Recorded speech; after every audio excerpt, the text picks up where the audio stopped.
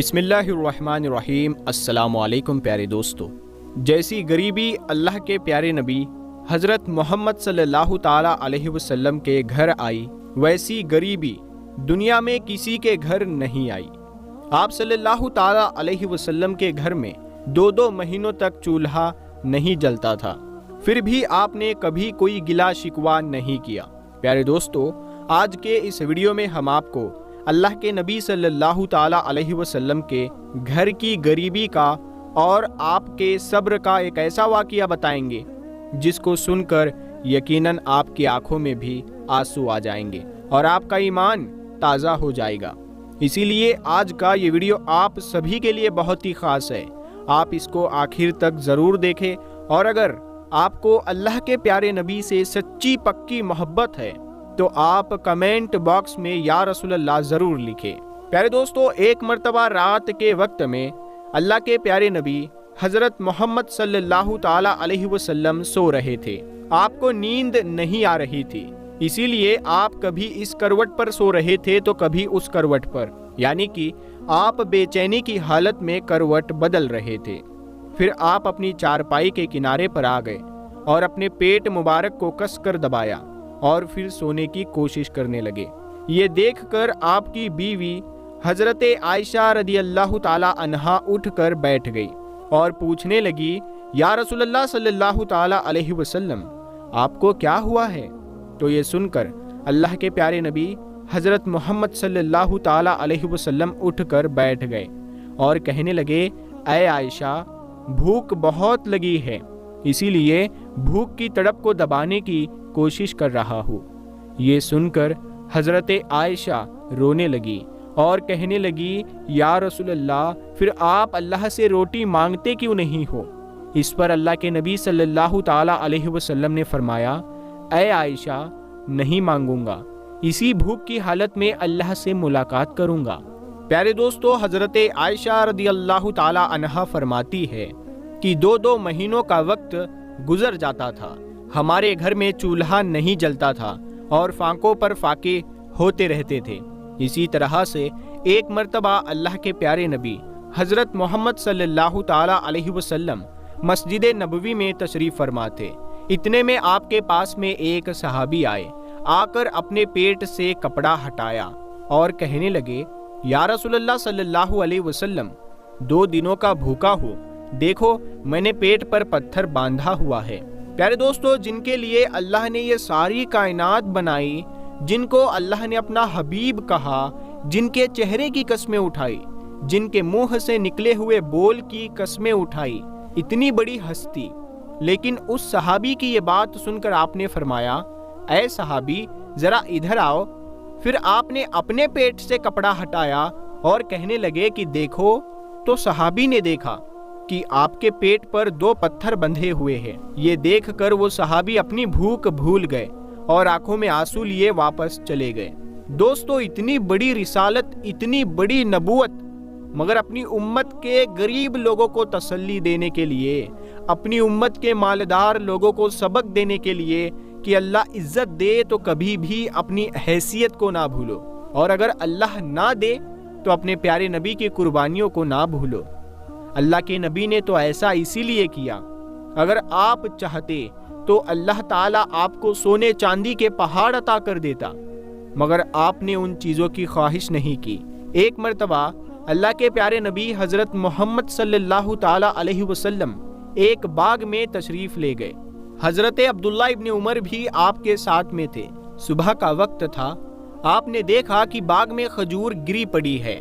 یہ دیکھ کر آپ صلی اللہ تعالیٰ علیہ وسلم نے وہ کھجور اٹھائی، ان کو صاف کیا اور پھر کھانے لگے۔ پھر آپ عبداللہ سے کہنے لگے، اے عبداللہ، تم کیوں نہیں کھاتے ہو؟ تو اس پر وہ کہنے لگے، یا رسول اللہ صلی اللہ علیہ وسلم، مجھے بھوک نہیں ہے۔ اس پر آپ نے فرمایا، اے عبداللہ، مجھے تو 4 دنوں کی بھوک ہے، آج 4تھا دن ہے، روٹی کا ایک ذرہ بھی پیٹ میں نہیں گیا ہے۔ یہ سن کر حضرت عبداللہ کی آنکھوں میں آنسو آ گئے اور وہ رونے لگے۔ اسی طرح سے ایک مرتبہ اللہ کے پیارے نبی حضرت محمد صلی اللہ تعالیٰ علیہ وسلم مسجد نبوی میں تشریف فرما تھے۔ اتنے میں حضرت کعب آپ کے پاس آئے اور آپ کو دیکھ کر کہنے لگے یا رسول اللہ آج آپ کا چاند جیسا چمکنے والا چہرہ مرجھایا ہوا کیوں نظر آ رہا ہے؟ یہ سن کر آپ صلی اللہ تعالی علیہ وسلم نے اپنے پیٹ سے کپڑا ہٹایا تو انہوں نے دیکھا کہ آپ کے پیٹ پر پتھر بندھا ہوا ہے۔ پھر آپ صلی اللہ تعالی علیہ وسلم نے فرمایا اے کعب آج 3 دن گزر چکے ہیں، پیٹ میں ایک روٹی کا ٹکڑا بھی داخل نہیں ہوا ہے۔